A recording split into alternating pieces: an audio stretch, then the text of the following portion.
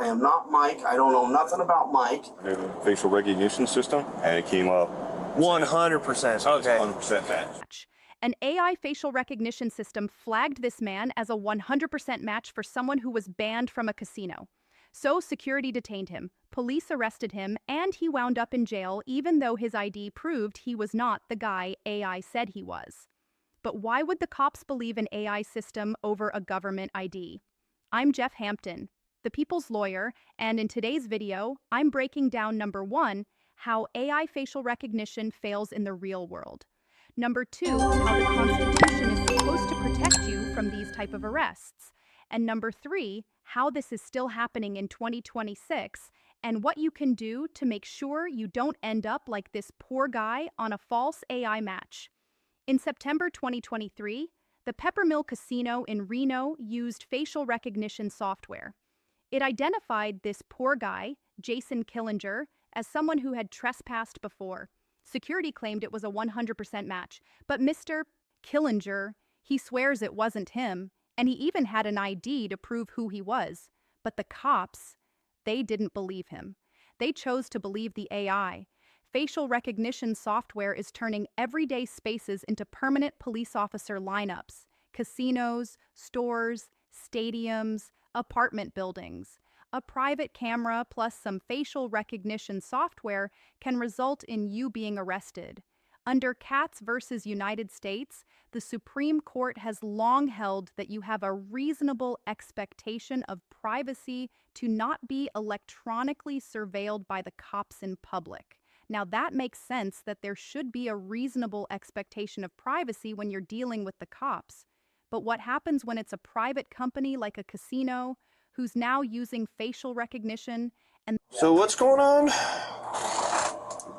So we got this system-generated alert for prior trespasser. Okay. And we made contact with him, arrested him, and he claimed that wasn't him. And What does my so name we're just say trying on the to ID? get you guys to make phone call if it's with him. Alert prior trespasser. Okay, and we made contact and the rest of it, and that wasn't him, and we're just trying to get you guys to make fun if it's him or not. Here is a legal loophole people forget about the casino is private property. The Fourth Amendment, it limits government searches. In Carpenter versus United States, the Supreme Court ruled that long-term location GPS tracking by the cops on you, that's considered a search. Cops can't just be putting GPS trackers on your car without a warrant. But a bunch of cameras using facial recognition to follow you around town, that's still legal, and I'll come back to that here in a minute.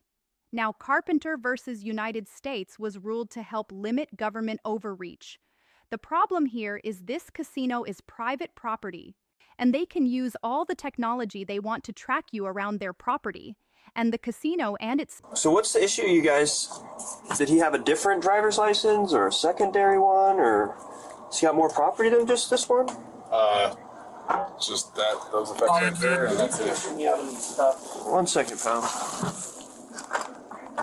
But no other forms of identification. Things in his pocket. And you guys ran this information through our dispatch? Through your guys' dispatch? No. But after hours, comes back as that being who he says he is on his ID, but that's what we went off right there. Yeah, and this is one of those things, you guys have this fancy software that does all this stuff, so it's like... Officer, what's your name? 1 second, man. Alright, man. So this is who you are? Yes. What, Miss Jagger is your first name or last name? Last name. All right, Mr. Jagger. Yes, that is who I am. I drive the semis for UPS. I am not Mike. I don't know nothing about Mike. I'm a craps player here.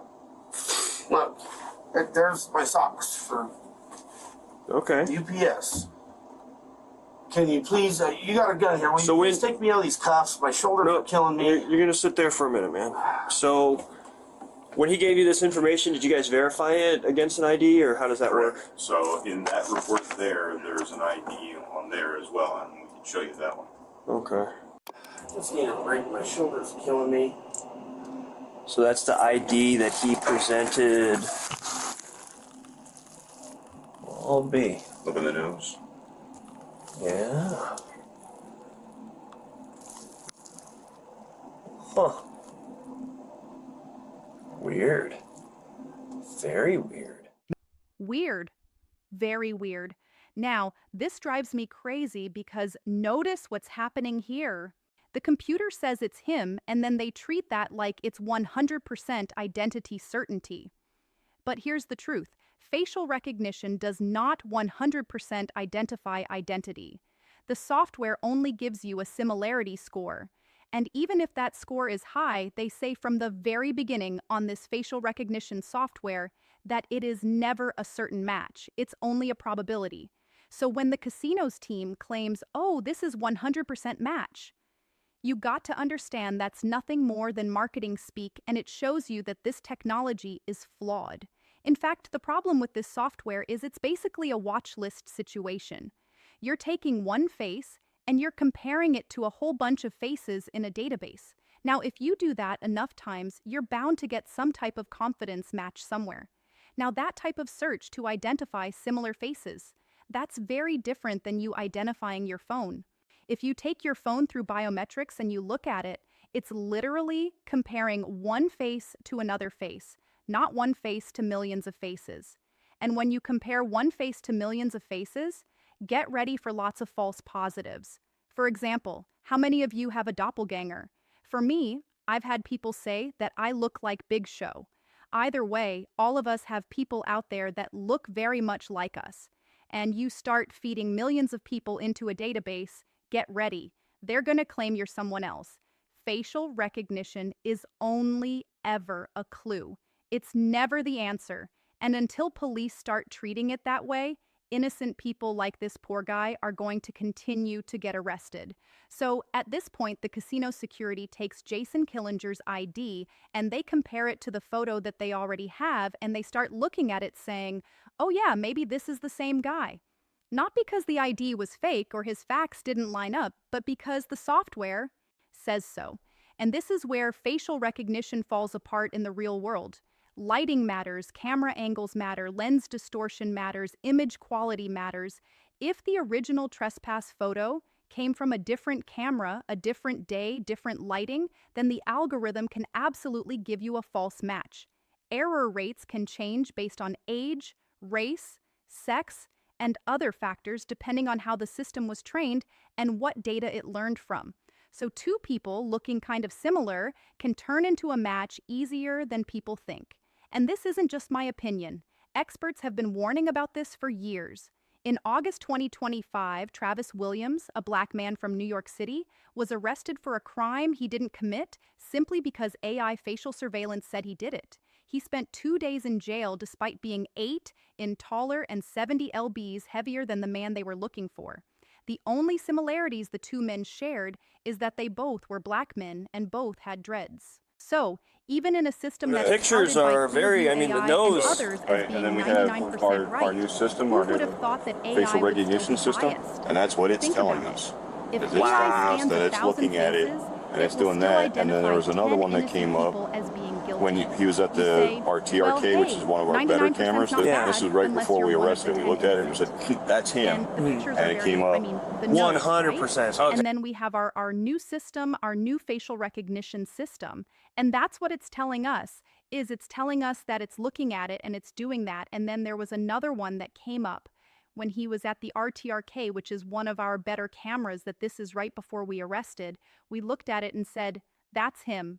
And it came up 100%, 100% match. Yeah. So the software is saying it that it's legit.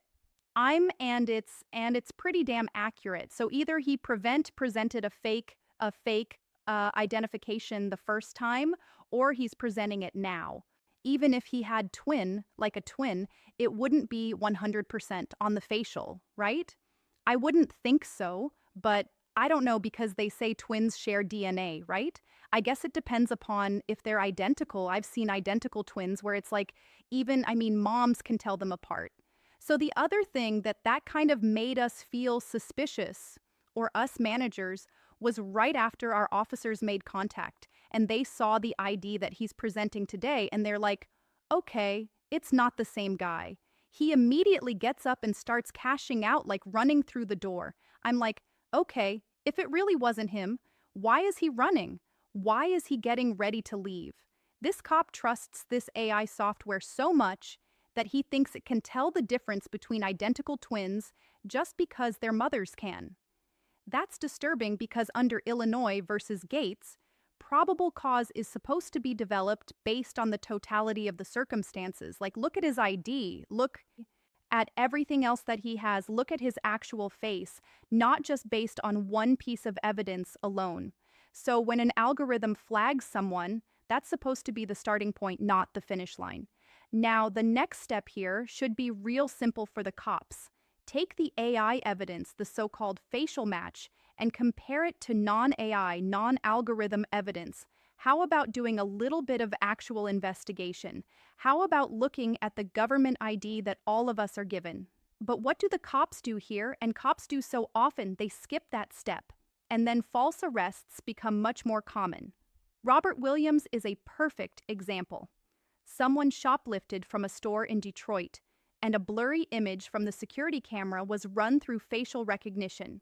The system matched it to an old driver's license photo of Mr. Williams, and he was arrested in front of his family and spent several hours in police custody, even though he was 100% innocent. This is what happens when a so-called match is treated as proof instead of just a lead. What's going on? I have a precarious situation. Trying to positively identify somebody who may or may have or may be using a fake ID. So I've got two names, two Nevada driver's license numbers and all that. If there's a chance, I could have you run both and see if any of them come back and maybe send me pictures in an email of what their IDs come back as. Yep. Huh. That is super weird. Do you see resemblance in those? Yeah. Yeah, that is. Yeah, they're 838. Yeah, that's super weird. So I have a feeling these are both the same guy, but he has different IDs. That's crazy because their software here, they have this facial recognition software here at the Peppermill, and he came back as 100% match for the character who was previously trespassed. Yeah, So this is definitely a weird one. So I have a feeling he's somehow making some fake identification or something. But I mean, if you're pulling them up, then they're legitimate. Yeah, they're clear as throat both through the DMV. At least he's somehow able to get them. Okay, so now we're in the middle of a Fourth Amendment problem. Probable cause. And probable cause isn't based on I have a feeling. And it's definitely not a computer saying 100%. It's supposed to be a reasonable belief based upon all the facts that a specific person committed a specific crime. Now here's the amazing part. The officer did check both of Killinger's IDs and he admitted that they're legitimate. And instead of considering the obvious answer here, which is the software got it wrong, he went the other direction. And this is what's dangerous. The cop tries to make the facts now fit the software. And that, ladies and gentlemen, is what manufacturing probable cause looks like.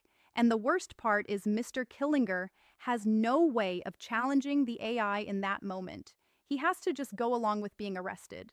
Then this guy that they have now detained presents a different ID with a different name, Jason Killinger, and that has a matching photo for him.